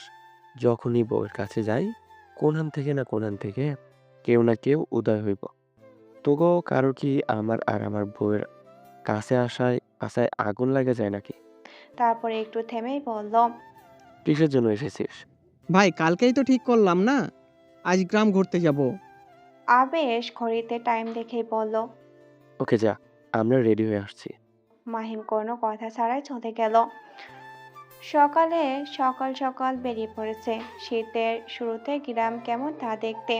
এখানকার কয়েকটি জায়গা অনেক উন্নত হলেও কিছু জায়গা এখন আগের মতো ক্ষেত খামার দিয়ে ভরা। তাদের পাশেই গ্রামটা উন্নত বলা যায়, কিন্তু এই গ্রামটার লোকজন এই গ্রামকে উন্নত করতে চায়নি। তাদের মতে এখনকার উন্নয়ন করতে গেলে তারা এখনকার প্রকৃতি ধ্বংস হয়ে যাবে। তারা গ্রামের মানুষ, তারা গ্রামকে গ্রাম করে থাকতে চায় তাদের মৃত্যু পর্যন্ত।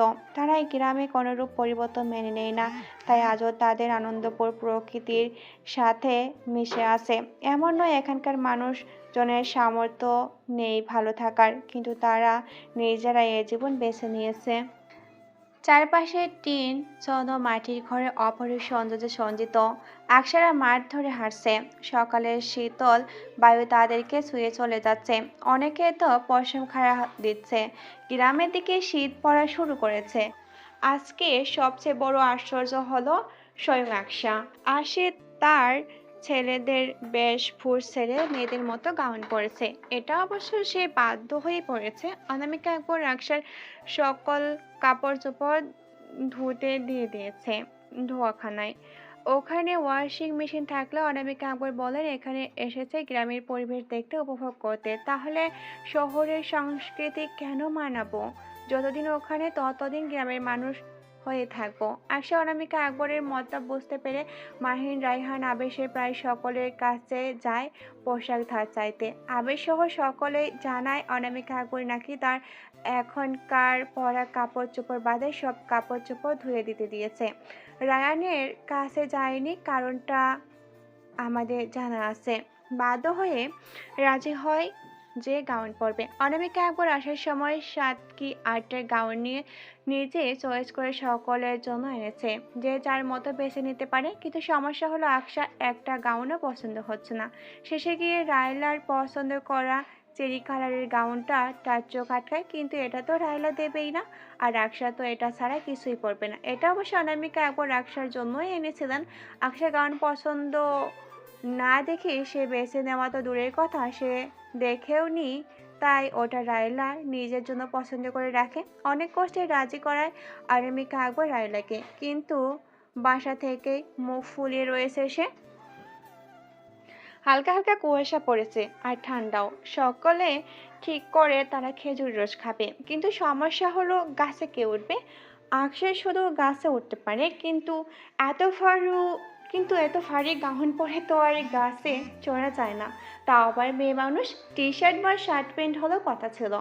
সকলে নিরাশ হয়ে পড়ে। এমন সময় দেওয়ান ফিলার কেয়ারটেকার ছেলে মানিক জানায় সে গাছে উঠতে পারে, সে সকলের জন্য রস পেরে দেবে। রস মুখে নিয়ে সকলের মুখে তৃপ্তির হাসি দেখা দিল। রেজা তো চেঁচিয়ে ওঠে, আহ অমৃত। মাহিমও একইভাবে।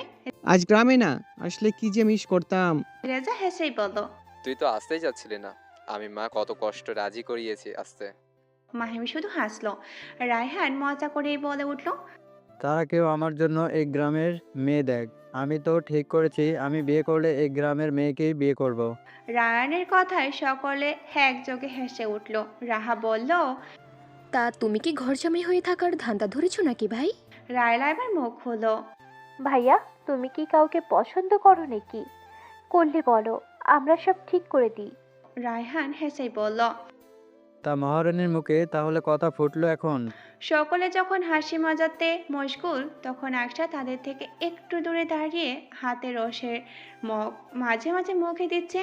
চোখে তার শূন্যতা, মাথায় হাজারো ভাবনা। হঠাৎ কেউ আকসার ঘাড়ে হাত রাখলো। আকসা পিছনে ঘুরে দেখার প্রয়োজনও মনে করলো না, যেন কে আসবে সে তা আগে থেকেই জানা ছিল। রায়ান হাত নামিয়ে আকসার পাশে এসে দাঁড়ালো। তারপর কিছুক্ষণ তাদের মধ্যে নীরবতা কাজ করলো। কেউ কাউকে কিছু বলার প্রয়োজন বোধ করলো না। I am real sorry for everything. I regret for all. নীরবতা। আমি যা বলেছি সব রাগের মাথায় বলছি, ওই সব আমার মনের কথা ছিল না। প্লিজ আমার উপর রাগ করে থাকিস না। আয়শা আবারও চুপ।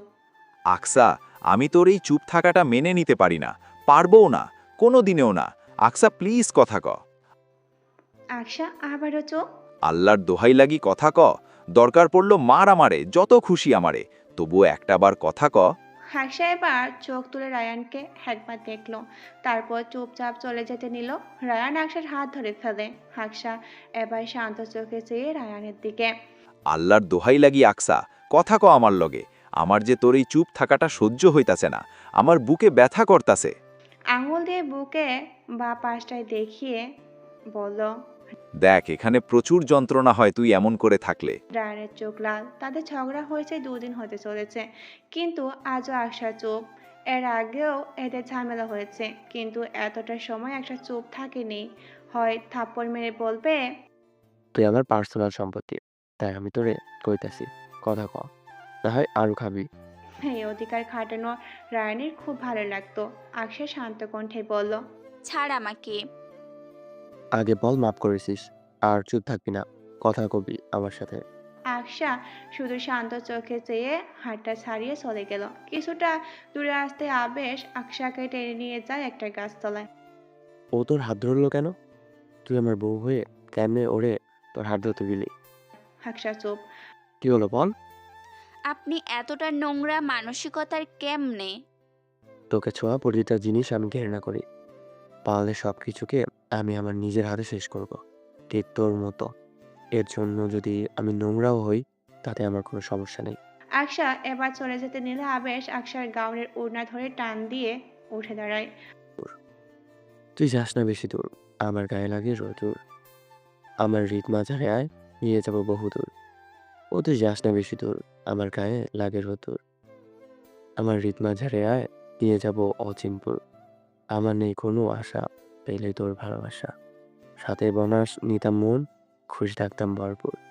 ও তুই যাস না বেশি দূর, আমার গায়ে লাগে রোদুর। আমার হৃদ মাঝারে আয়, নিয়ে যাবো অচিনপুর।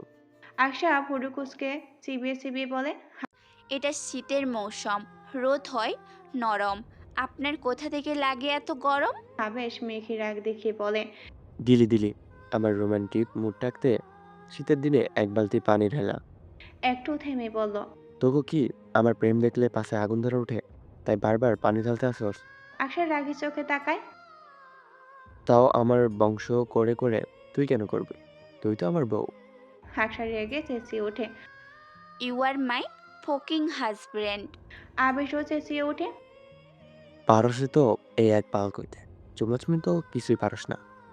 আমি চাই না এইসব করতে, আপনার করার থাকলে আপনিই করেন। আমি কি না করবো নাকি এইসব নিয়ে? তো আয় করি। আপনি করার করবেন তো আমি কি করবো? আপনার করার হলে আপনি একাই করেন।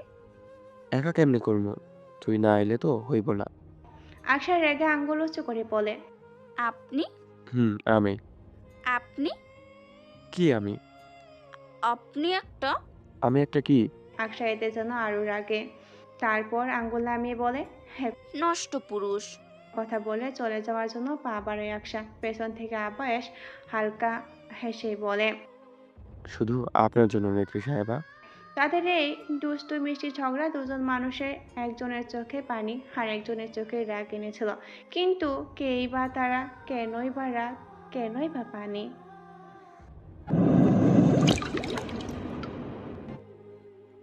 গ্রামের মেঠোপথ ধরে হেঁটে চলেছে আকশারা। সূর্যি মামায় নিজের রূপের আগুন ছড়াতে ব্যস্ত। সকালে আবহাওয়া কেটে গিয়েছে, সকলেই রোদের তাপে ঘামছে। আবার মাঝে মাঝে শীতল হাওয়া স্পর্শ করে কেঁপে কেঁপে উঠছে। গন্তব্য অবশ্য তার পুরাতন দেওয়ান ভিটার বাড়ি। চলার পথে অনেক গ্রামবাসীর সাথে দেখা। সকলেই কেমন করে তাদের দেখছে, হয়তো শহরে বলে। তাদের পরনেও শহরে পোশাক। অনেকেরই অস্বস্তি বোধ হচ্ছিল। দেওয়ানবাড়ির গেট পার হতে সকলে অবাক হয়। জীবন, তার বাবা মা ও ছোট্ট বোন নীলা এসেছে সাথে, আকশার অ্যাসিস্ট্যান্ট শ্রাবন্তীও। রায়ানের মুখে হাসি। এতক্ষণ থাকলেও শ্রাবন্তীকে দেখার পর রায়ানের মুখ খেকে তাও ধাও। রায়ানের মুখ থেকে তাও ধাও। বাড়ির সকল বড়রা সভা দিচ্ছে। এখানে অবশ্য ছেলেরাই সবাই। সময়টা এখন গধূলি বিকাল। সকলেই চিন্তায় মশগুল। আকশাও আছে এই সভায়। আলোচনা মূলত রাহার জীবনের বিয়ে নিয়ে। সকলের আলোচনার মধ্যে কয়েকজন লোক কয়েকটি গাড়ি করে দেওয়ান ফিলায় গেট পেরিয়ে তাদের সবার দিকে আসতেন। একজন হলেন এই গ্রামের গ্রাম প্রধান, আর একজন হলো ওই উপজেলার ইউনিয়নের চেয়ারম্যান, আর তাদের সঙ্গভঙ্গ। সকলে এসে আদিল সাহেবকে সালাম দিলেন। আদিল সাহেব সকলকে বসার ব্যবস্থা করে দিলেন। আদিল সাহেব সালামের উত্তর করে তারপর কৌশল বিনিময় করলেন। তারপর এক গাল হেসে বললেন, হ্যাঁ সভাপতি মশাই আর প্রধান মশাই, কি উপলক্ষে আজ একসাথে মিলন মেলা? প্রধান বললেন, আমি তো এসছি মিষ্টার সম্পর্ক করতে, কিন্তু সভাপতি মশাই কেন এসছে আমি তো জানি না। সভাপতি সাহেব এক গাল হেসে বলল, আমি তো এসেছি এমপি সাহেবকে আমন্ত্রণ জানাতে। তারপর একটু থেমে বলল, আচ্ছা মা, আমি কি একটু একা তোমার সাথে কথা বলতে পারি? আকশা মাথা নেড়ে সম্মতি জানায়। তারা বাগানের দিকে চলে যায়। তাদের যেতে দেখে আদিল সাহেব প্রধানকে বলল, তা প্রধান মশাই, তাহলে আপনি শুরু করেন কিসের মিষ্টি আর। তার কথা থামিয়ে দিয়ে প্রধান বলল, কথাটা আকসামাকে নিয়ে। আকসামা আসলেই, আমি কথাটা বলি। আলী সাহেব হেসে প্রধান মশাইকে সমর্থন করলেন। কিছুটা সময় যেতেই আকশা আর সভাপতি মশাই একসাথে কথা বলতে সকলের সাথে সবাই বসে পড়লেন। আকশা বসতেই প্রধান মশাই আর সভাপতি মশাই একসাথে বলে উঠল। তাহলে শুরু করি। দুজনে একে অপরকে দেখে তারপর সভাপতি মশাই বলে, প্রধান মশাই, আপনি তাহলে শুরু করেন। প্রধান মশাই বলল, এখানে আপনি সবচেয়ে সম্মানিত ব্যক্তি, আপনাকে রেখে আমি কি করে। আমার থেকেও সম্মানিত ব্যক্তি এখানে আছে, এটা বলে আমাকে শরম দেবেন না। তাহলে যাই হোক, আমি শুরু করি। তারপর একটু থেমে বলল, আমি আমার ছেলে পারভেজের জন্য আপনার কন্যাকে বউ করে নিতে চাই। আপনি কি বলেন আজিজ সাহেব? আমার ছেলে ইটালিতে একটা কোম্পানির মালিক, পড়ালেখাও শেষ, বয়স বেশি না, 28 হবে। এই কথা বলে আজিজ সাহেবকে ফোন বের করে দিলেন। তার কথা থামতেই প্রধান সাহেবও বললেন, আমিও আমার ছেলের জন্য আপনার বড় মেয়েকে চাই। আমি আমার ছেলের জন্য আপনার বড় মেয়েকে চাই। আমার ছেলে কিন্তু ইঞ্জিনিয়ার, সুইজারল্যান্ডের। এই কথা বলে আলী সাহেব আকশার হাতে নিজের হাতে থাকা ফোনটা ধরিয়ে দিয়ে বললেন, আপনারা কে, কোন মেয়ের জন্য সম্বন্ধ আনছেন যদি একটু বলতেন। দুজন একই সাথে বললেন। আকসা আমাকে পছন্দ করে আমার ছেলে। দুজনই এক কথা বলে একে অপরের অবাক চোখে চাইলেন। হাবেশ মাত্র মুখে শরবত নিয়েছিল, থমথমে খেয়ে পুরোটা রায়হানের শার্টে ফেলে দিলেন। চেয়ে আছে তাদের দিকে। আলী সাহেব কিছু বলবেন, তার আগে আকশা বলল, বাহ, আপনাদের ছেলেরা তো সেই দেখতে। তারপর আবেশের দিকে হেলে নিচু স্বরে গেয়ে উঠল, কারো চোখ ভালো, কারো মুখ ভালো, কারো ফিগারে ইশারায় এই সব আমি চাই, ফুল মাস্তি যে এই সব আমি চাই। আবেশ তাকিয়ে থেকে আকশার মতো করে গাইল, প্রেমের নামে শ্রীনিমিনি, ভালোবাসার ভণ্ডামি, এই নীতি মোর জানা ছিল না। বললো না কন্যা তোমার জবাব হয় না। এদের কথার মধ্যে প্রধান মশাই ও সভাপতি মশাইয়ের মধ্যে কথা কাটাকাটি শুরু হয়ে গিয়েছে। আলী সাহেব তাদের সামলাতে হিমশিম খাচ্ছে। আবেশ চেঁচিয়ে ওঠে, চুপ, একদম চুপ, আপনারা চুপ করুন। সকলে আবেশের দিকে তাকায়। আবেশ বলে, পৃথিবীতে এত সুন্দরী, গুণবতী, নম্র ভদ্র মেয়ে থাকতে আমার এই ভণ্ড আকামাবতী উচ্ছৃঙ্খল বউয়ের দিকে আপনাদের নজর কেন? আমার বউকে রাইখা আশেপাশে চোখ ঘোরাইলেই তো কত সুন্দরী সুন্দর মেয়েরা আছে, তাদের কাছে যান আপনাদের ছেলেদের বিয়ের প্রস্তাব নিয়ে। তারপর আকশার হাত থেকে ফোনগুলো রেখে আকশার হাত ধরে বলল, এই যে আকসা আকবরকে দেখছেন, তিনি আমার বউ। 3 কবল পড়েছি আপনাদের দিয়ে দিতে নাকি? আকশার হাত টানলেও আকশা আসতে না চাইলে আকশাকে সকলের সামনে কোলে তুলে নেয়। আকশা নামার জন্য ছটফট করলেও ছাড়া পায় না। কিল, কামড়, ঘুষি, খামচা কিছু কাজে লাগে না। আকশাকে যখন আবেশ কোলে করে নিয়ে যাচ্ছে, তখন আকাশে উড়ন্ত একটা ড্রোন দিয়ে তাদের প্রতিটা পদক্ষেপ কেউ একজন পর্যবেক্ষণ করছিল। বিশাল মনিটরে আবেশকে আকশার কোলে করে নিয়ে যাওয়া দেখে চোখে রক্ত উঠে যায়। লোকটি মনিটরের রুমের সবকিছু তছনছ করতে শুরু করে, তারপর চেঁচিয়ে বলে, এরি, আমি জাস্ট তোকে খুন করব। প্রথমে আমার জায়গা পাওয়ার, তারপর আমার ভালোবাসা দুইটা করে কেড়ে নিলি। একটু থেমে তারপর হাতে একটা কাঁচের গ্লাস নিয়ে তার সজোরে আছাড় মারল। এতে করে তার হাতেও ক্ষত হলো। হাত চুইয়ে চুইয়ে পড়ার রক্ত দিয়ে আকশা মেঝেতে বড় করে লেখলো। সাদা মেঝেতে বড় করে লেখলো আকশা। তারপর আবারও তুই বিড়বিড় করে শুধুই বলল, আমার, হ্যাঁ শুধুই আমার।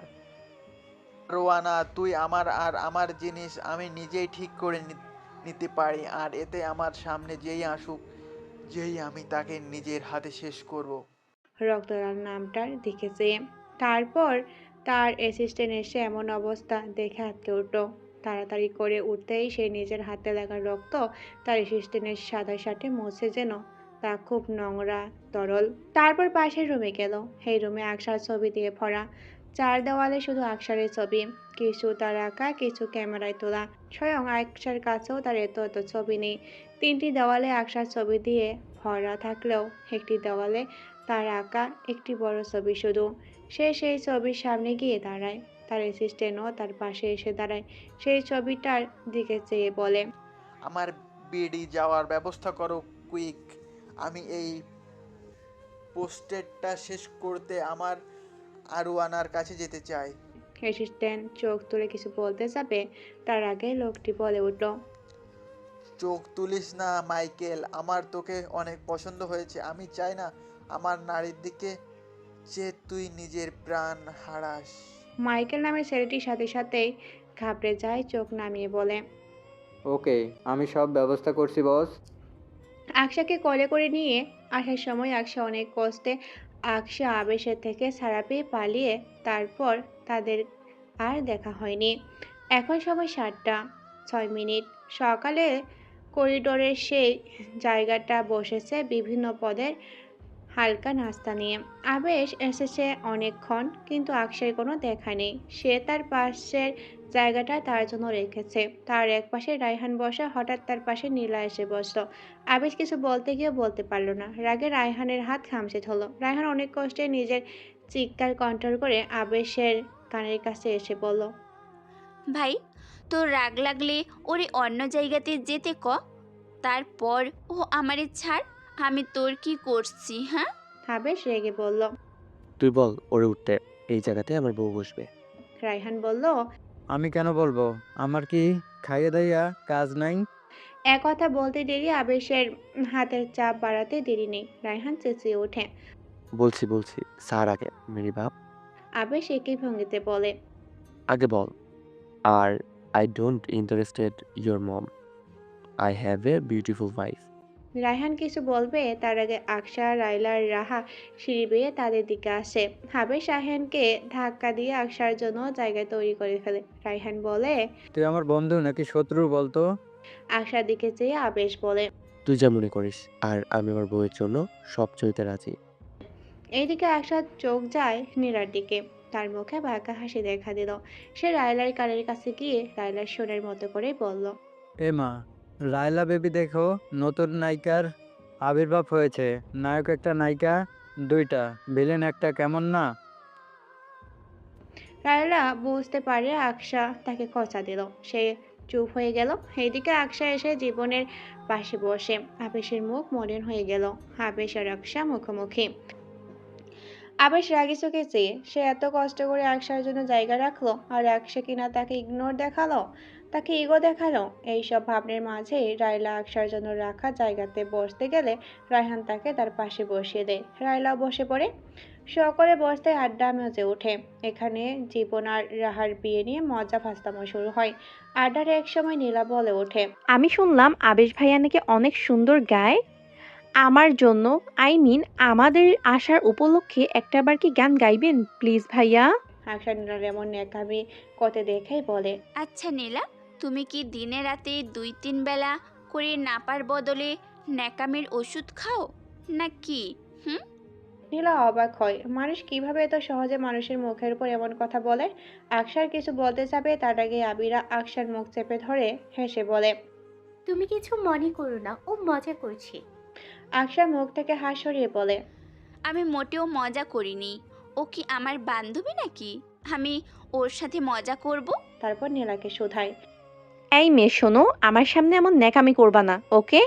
সকলকে সামলাতে রায়হান বলে, আবেশ গান গাচ্ছে, সবাই এদিকে তাকাও। আবেশ অবাক চোখে রায়হানকে দেখে তারপর বলে, আমি গাইলে আমার বউয়ের আবদার মেটানোর জন্য গাইবো, পর বেডির জন্য গাইবো না, মোটেও না। রায়হান বিরক্ত নিয়েই বলে, তোর বউয়ের কাণ্ড সামলাতে তোকে যে গাইতে হবে এখন, গা। তারপর নিজের মনে মনে বলে, আমি বুঝতে পারি না, এক না ডিভোর্স দিতে বিডি আসলো, আর এখন বউকে দেখার পর থেকে বউয়ের আঁচল ধরে ঘুরে। কি ছেলে রে বাবা! আমিও কি বিয়ে করলে এমন হয়ে যাব? না না ভাই, আমি বিয়েই করব না, দরকারে সন্ন্যাসী নেব। সইতে পারো না হারানোর ব্যথা, বলে তো দিয়েছি আমার হৃদয়ের কথা।